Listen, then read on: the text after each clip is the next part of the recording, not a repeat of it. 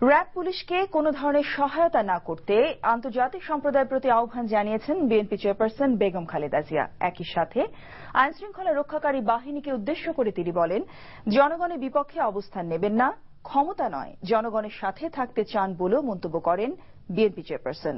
কিশোরগঞ্জের গুরু দয়াল সরকারি কলেজ মাঠে স্থানীয় ২০ দলীয় জোটের জনসভায় তিনি এসব কথা বলেন। স্থানীয় প্রতিনিধি মারুফ আহমদকে সাথে নিয়ে আরও জানাচ্ছেন মাকসুদুল হাসান। প্রায় ৮ বছর পর কিশোরগঞ্জে বেগম জিয়ার আগমন উপলক্ষে নেতাকর্মীদের মধ্যে যে উদ্দীপনা তৈরি হয় তার প্রভাব ছিল জনসভার মাঠেও। কর্মী সমর্থকদের ঢল ময়দান ছাপিয়ে চলে যায় শহরের অলিগলিতে, ভবনের ছাদে। ৩:৩০টায় জনসভার মঞ্চে আসেন বিএনপি চেয়ারপারসন ও ২০ দলীয় জোট নেত্রী বেগম খালেদা জিয়া। ইশাখা, চন্দ্রাবতী সহ কিশোরগঞ্জের খ্যাতিমান ব্যক্তিদের স্মরণ করে বেগম জিয়া সরকারকে হুঁশিয়ারি দিয়ে বলেন, ক্ষমতায় টিকে থাকার ষড়যন্ত্র সফল হতে দেবে না জনগণ। বাংলাদেশের মির্জাফররা এখনো বিএনপির বিরুদ্ধে ষড়যন্ত্র করছে, কিন্তু আমরা বলতে চাই আমাদের শরীরে সিরাজদৌল্লার রক্তও আছে বাংলাদেশের মানুষের শরীরে, এবং কোনোদিন মির্জাফর জিততে পারবে না। যদি বেশি অত্যাচার নির্যাতন হয়, ঢাল তরবারি যেই আছে ইশাখার তরবারি কথা আপনাদের এটা বুঝতে পারেন না আপনারা। আজকের এই বর্তমান নব্য মির্জাফরদের আমরা বিদায় করে দেশে জনগণের সরকার প্রতিষ্ঠা করব। অবৈধ সরকার বিতাড়িত হবে, সেটাও হবে নিরপেক্ষ সরকারের অধীনে নির্বাচন হয়ে। আন্দোলন হবে শান্তিপূর্ণ, আবারও এমন ঘোষণা দিয়ে আন্দোলনে বাধা না দেওয়ার জন্য আহ্বান জানান বিএনপি চেয়ারপারসন। প্রশাসন সহ পুলিশ এবং র্যাবের ভূমিকার তীব্র সমালোচনাও ছিল বেগম জিয়ার বক্তব্যে। র্যাবকে বাতিল করতে হবে এবং র্যাবের কোন রকম ট্রেনিং যেন বিদেশে দেওয়া না হয় তার ব্যবস্থা করতে হবে। এবং র্যাবের যারা সদস্য আছে আমি রিকোয়েস্ট করব, এরা ইউএন মিশনে যাওয়ার পর্যন্ত তারা যেতে পারে না।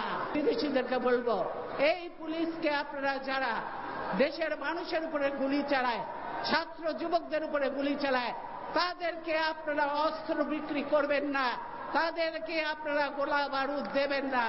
সম্প্রচার নীতিমালা এবং সংবিধানের ষোড়শ সংশোধনী করে সরকার পার পাবে না বলেও হুঁশিয়ারি দেন বেগম জিয়া।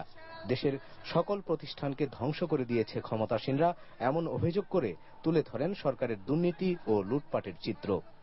মন্ত্রীরা, এমপিরা আর আওয়ামী লীগের যত আছে তাদেরকে দায় মুক্ত করে দিচ্ছে দুদক।